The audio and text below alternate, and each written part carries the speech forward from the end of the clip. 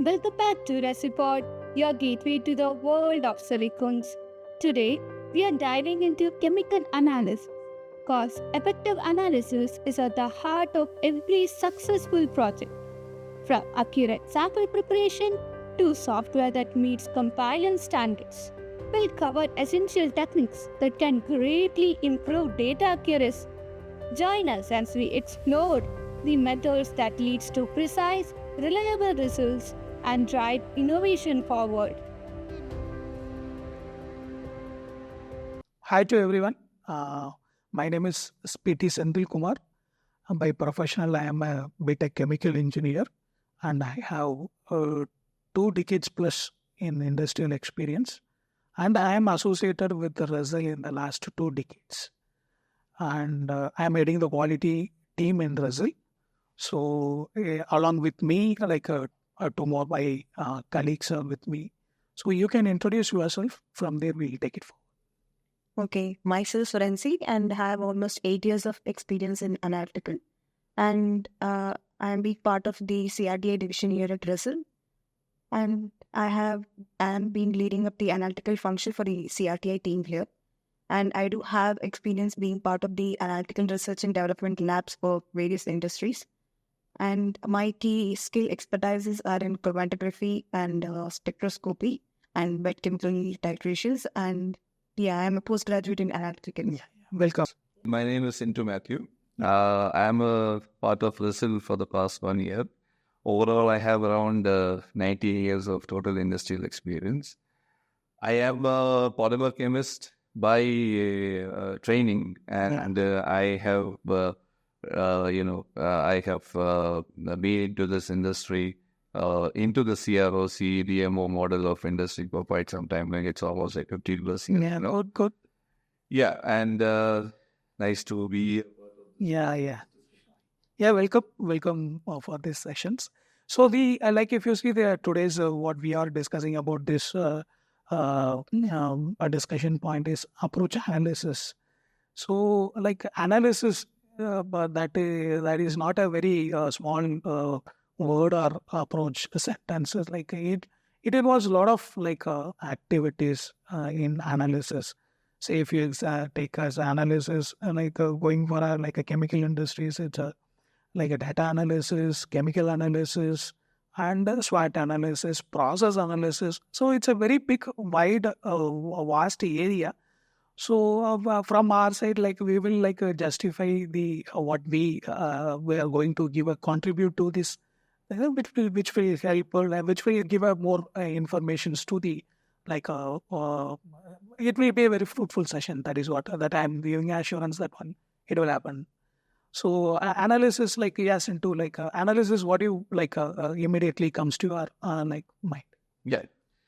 So Senthil, if analysis, as you correctly said, is quite broad. Okay. So when I think about analysis, what I understand from analysis is that to look at something quite deep. It's more of deeply understand something. So basically, what is done is that if you want to understand something, it's broken down into small pieces, into components, and then you look at the details of each, and then you come to an analogy of what is in it. So you have this kind of analysis. You can do data analysis, you can do financial analysis, you can go literary analysis, you can do business analysis, you can do a lot of analysis in an industry point of view.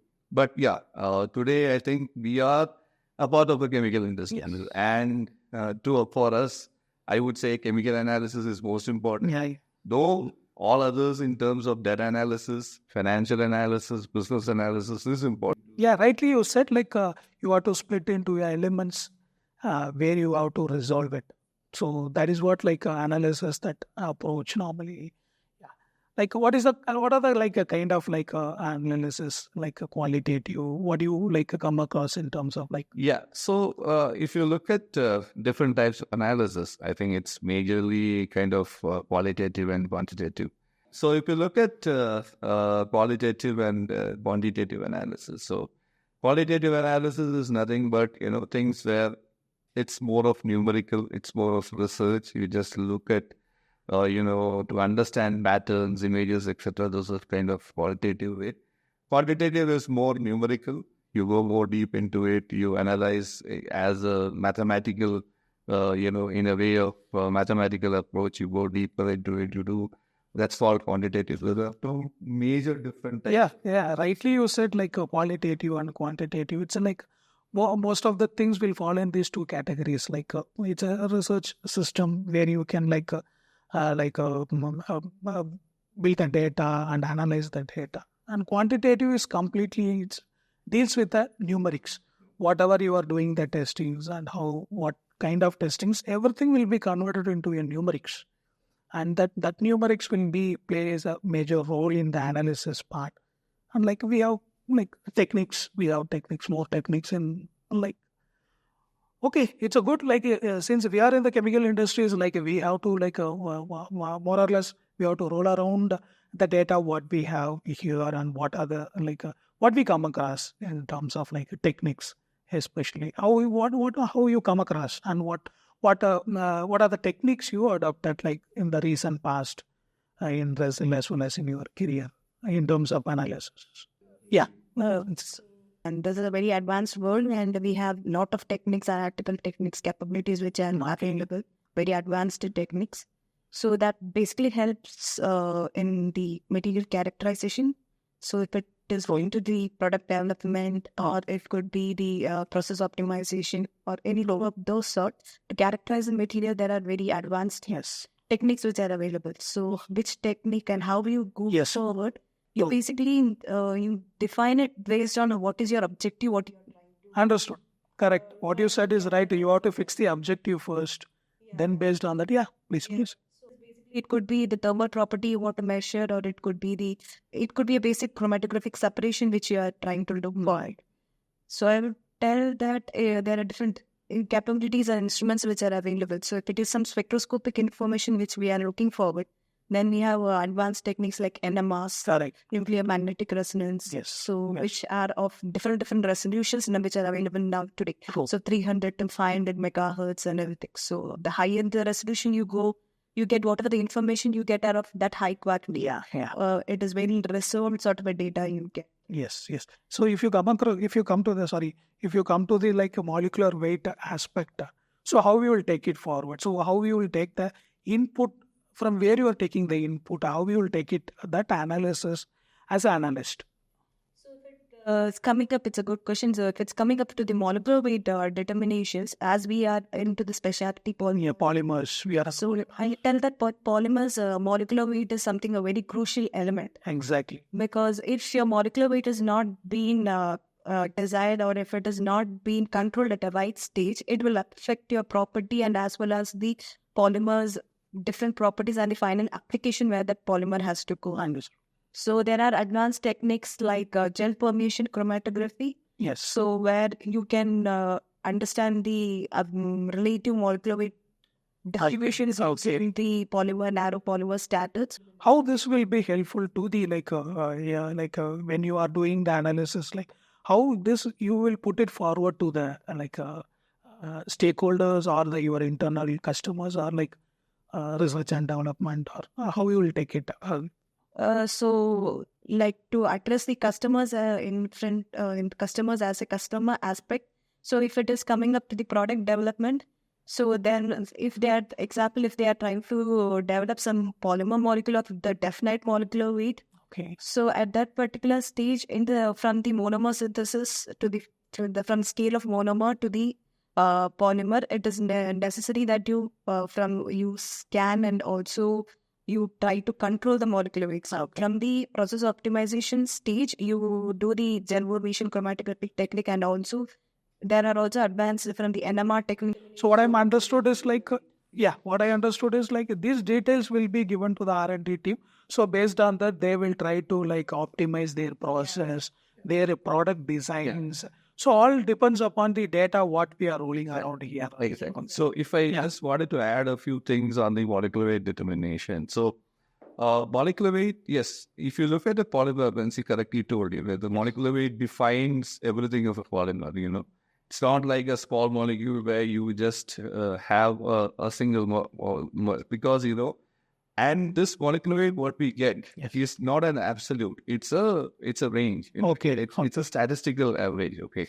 So because in a polymer molecule, if you look at a polymer, it's not one chain. No. It's a lot of chains together, and these chains will have different molecular weights or different lengths. Hence, molecular weights are determined by the different lengths. Okay. So that put together, and you do a statistical average of, and there are like different statistical average where you have number average, weight average, Z average, all different types. Yes. So what is the importance of this average is because there are two aspects. One is that you will get an average of what is the molecular weight, how the polymer looks like, what is the chain length, what is an average chain length, you get to know.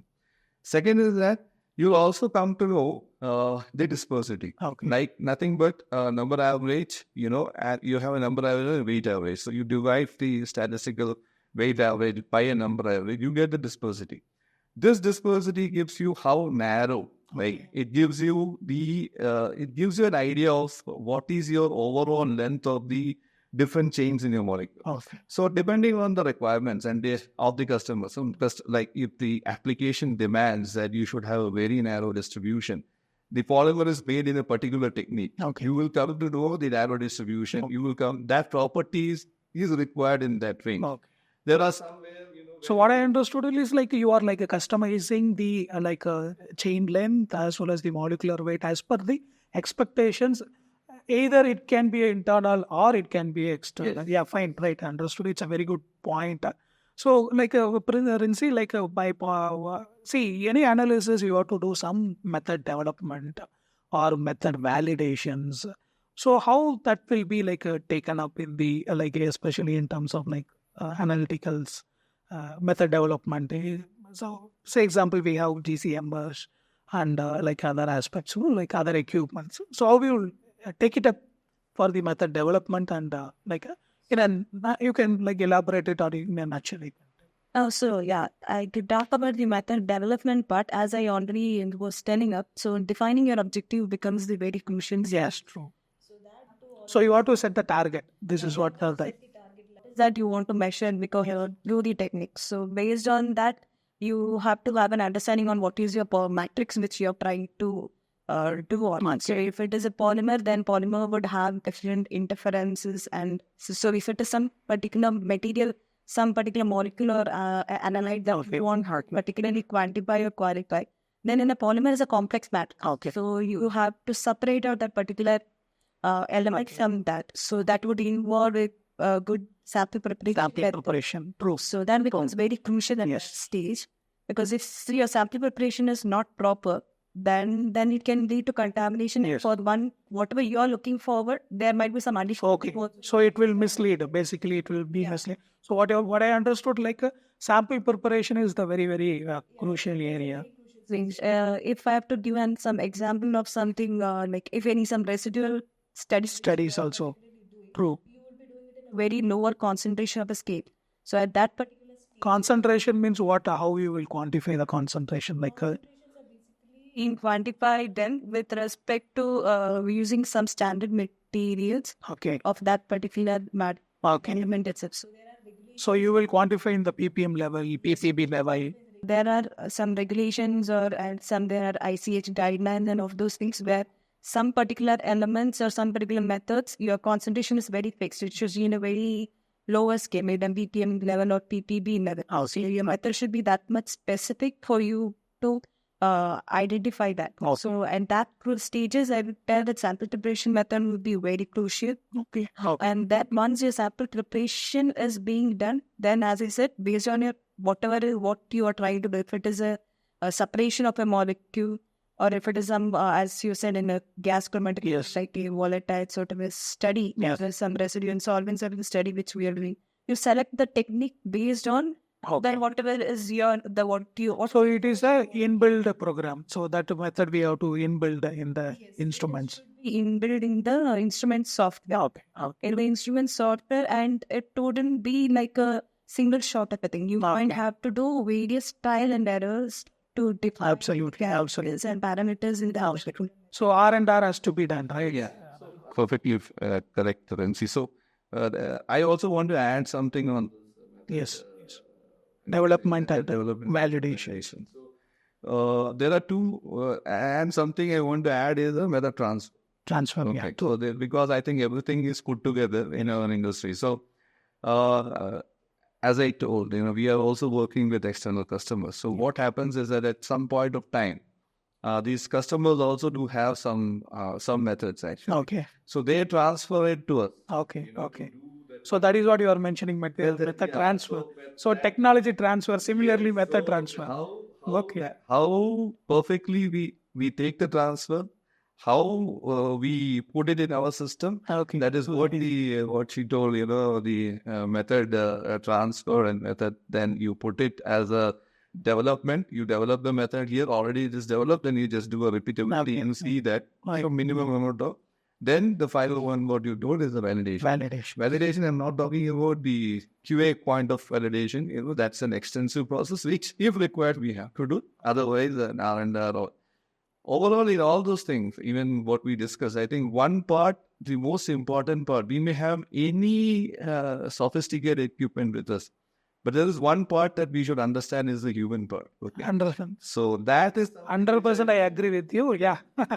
Whatever the machine capability is there, but on top of that, human plays a vital role over there. And especially we have to get a very competent, experienced and subject matter expert is 100%. That's true. You see, one technique will always not give you the solution of it. So if you have a basic understanding, then only you can relate with whatever the data that you put through one technique, and then you can interpret it, and also you can discuss it with the product development or team to come to that conclusion. So it is always necessary for a skillful person to. True. Yeah, I agree with you strongly. I agree with you. See, whatever the we have a very sophisticated or inbuilt system. There should be a human resource involved with a highly competent enough. So that's the from the validation part. So in that, how the compliance plays a role in this data, what is your how you are seeing that compliance plays a role in data validations? Compliance brings so as in Resipod, we to talk about that. So Resipod also have products which goes to the pharmaceutical. Yes. So at that particular, so anything that goes to that sort of a thing, that has to be a very, so the data that you generate should also. Data integrity, yeah, absolutely. Compliant sort of, so we have softwares which are very much on a 21 CFR. So there are compliant softwares. So where you have what from the initial point to the each stage has been monitored using audit wells at each data is accountable, so you can trace back. So that's how compliance plays a very important role. Yeah. And in that aspect, so whatever the data we generate, the instruments also has to be calibrated. Yes. So if the data that is not generated through a calibrated instrument, that is a compliance, it fails a compliance. Yes. So it is always necessary that you calibrate that instrument, and the data whatever you generate, the analyst or the person should be very much accountable for it, I would tell. Understood. Yeah, you rightly said, see, since Resipod is in the pharma business also, API we have. So now, APIs, the requirements and the regulations are they demand and the data integrity in terms of 21 CFR Part 11 compliance. That is very much needed at this point of time. On top of that, other business are also now. So data plays a major role in convincing the customers. Either they can be internal customers, they can be external customers. Internal customers, I would like to say any R&D person with the product development team or any application team, even manufacturing, you should go with the data. Say this is what the trend analysis, this is what the analysis data. Based on that, it is very easy to convince any sort of customers that the market also moving in that same directions. We cannot it's just that we can go and approach anybody and then try to convince about the product. No, not possible. Nowadays, data and analysis plays a vital role. I agree. I would also like to just throw some light on data. How validity, Yeah, interesting. Tell me. Basically, if you look at data, it is of two types. One is the direct data, or the data that you report, actually, and the other one is the metadata. Okay. So if you talk of direct data, is that anything that is recorded, you did an HPLC, the chromatogram is the direct data. You plot a graph out of it. You do you just see the calculation. That is actually an analysis. Like you do the next level, like you calculate out of it. So that's a second level. But what I'm talking about, the more important part is the metadata. When you talk about metadata, it is nothing but data about data.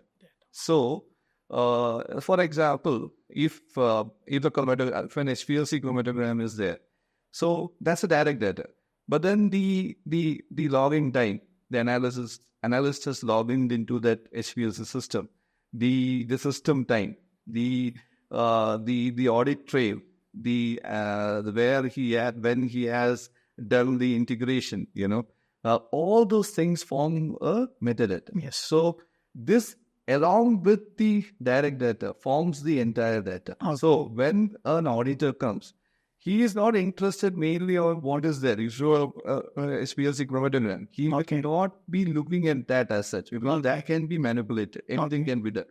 But he'll be very interested to look at the metadata. So metadata, you will see when the analyst came in, when it has been recorded, all those. So it's that the entirety of the data depends on data along with the metadata. So, we should have, or I think we do have, where we store both the data together. It's not like, we just have one part. We have both the parts together.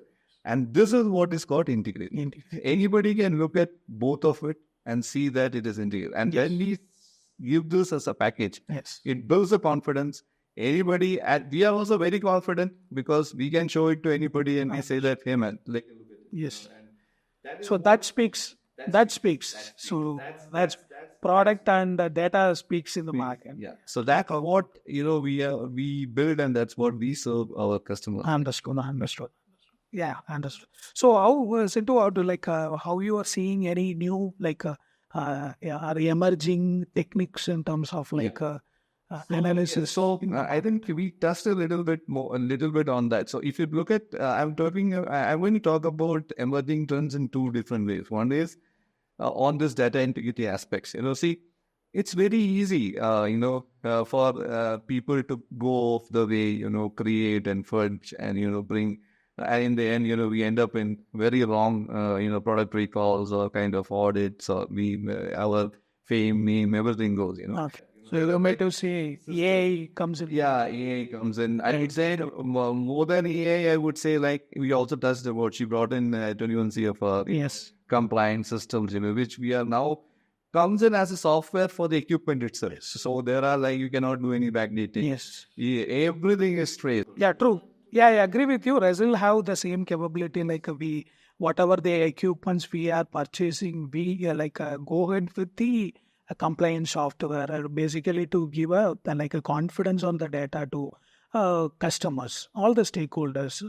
So as you said, audit trials are there, data are getting captured, including minutes, seconds, login credentials, who entered what data, what time we got. So that gives a very confident, very much confident to the stakeholders. And also integrative part, we have labs both in both of our manufacturing locations. We have a lab where we have equipments like UV, FTIR, GCMS. So most of the things are a compliance with our a 21 ZFR. Yeah, true. That is very important and lead of the hour. That is. I think there is one more thing which I would like to bring is that we also work a lot with external labs. So it's not the model cannot have everything in house. It's not. I agree with you in terms of the new product support, and in terms of what I can say, economic. So I cannot invest on a huge investment when the product is in the pipeline. Yeah. So unless and until it comes out, approves in the market, then I agree with you. Yes. We have to work with the labs. The whole point is that when we go to these labs, we see that they are certified. They have these systems in place. We do an audit. That is what, is the difference. When that is what we speak. Yes. That is what we put it on the table. Hey man, take this data. This is from this lab. This is an area level. You can also walk in, see what is happening. So I think that brings a lot of credential. That brings a lot of confidence in the customer on us. So so that is one way. And if you look at the advanced techniques in with regards to techniques, and there are a lot of things in the market now, which as Rency had told, NMRs. If you look at when I started my career, it was 300 MHz was the golden standard. Now 700 has come in the market. Now 300 is used for not even for routine analysis. So it's moved like 500, 700. So it's like, the world is moving on, and the affordability of such equipments, I also remember something called the superfluid, critical chromatography SFCs, for which gives much better separations, So there are like things, GPCs. Yes. We have, we used to have like single detector GPCs. Now we were talking about relative molecular. Today you have triple detectors. Yeah, absolutely right. See, these are all completely customization now. So what is the need? What is the customer expectations? They are customizing accordingly. What kind of detectors you want? That is the service level they are getting into. Yeah, we also like working with that like detectors, like especially in GPCs. So this gives like what in terms of like we can generate a plenty of data analysis into the micro level, into the molecules level, and that will be more helpful to the development team, and that can be like what I can trying to say. It's like a library where like in future you can go and see the data, and the turnaround time of the development will be reducing based on the historical data. That gives a very much confidence, because we are in the polymer for quite long time. So like we have plenty of data. Only this analysis helps a lot as like in like giving the lead to the next level of projects. Yeah, I agree. Like in terms of like special techniques, like Resipod also is like getting into the special techniques which will support. And in a nutshell, like you want to say anything about like analysis? What will be the final summary from your side? I would say, analysis or analyticals is the, is the fundamental on which this business is built actually, because you make a compound, you make a product, be it a product, be a compound, you want to give it to somebody, or a customer has to take it. It has to be certified that it is there, or that is there.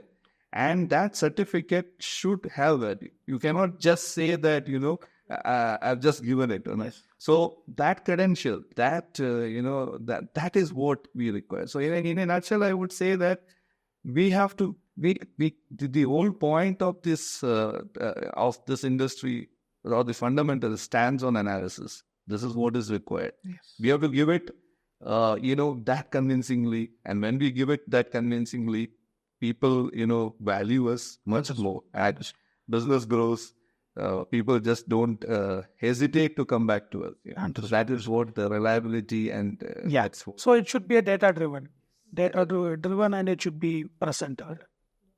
Rency, from your side. As he said, as Sintu was telling up, so analysis plays a very crucial role in the chemical industry. So we should have always a step-by-step approach when you do the analysis sort of. And there are also a lot of hyphenated techniques which are available today in the market. And so it is always necessary that you correlate with what you are getting. Yes. And I agree that a step-by-step approach always give a very systematic and you will end up with the right solution. That's the systematic approach. Yeah, I agree with you guys. So it's a very fine discussion about this topic. It's a very vast subject, but we try to conclude it in a very short period, in a much interesting data and what market now looking for it, what the data can do in the market. So thank you. Thanks a lot, both of you. Thank you. Thank you. And that's it for today's episode of Resipod. If you have enjoyed our discussion on chemical analysis, make sure to follow or subscribe so you'll never miss an episode. Got any ideas for future topics? We'd love to hear them. Send it to us. Don't forget to visit Resil.com and ResilSilicon.com for more resources. Stay curious and keep learning. We'll see you in the next episode.